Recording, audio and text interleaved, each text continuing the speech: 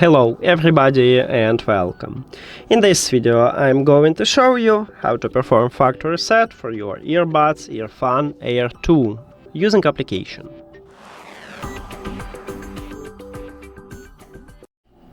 You have to start by open EARFUN audio app, and of course you need to add your earbuds to the application. Then you will see them at the device list.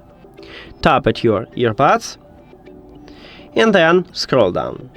At the bottom we have factory reset, click at this line, then click Sure and Sure. Now put your earbuds to the charging case and close the case. Now we need to wait 10 seconds and we can remove the earbuds from the phone.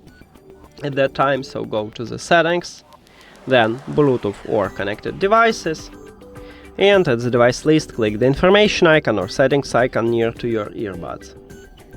Then forget this device and forget device. After that, open the charging case and your earbuds enter to pairing mode automatically and you will see them at the device list.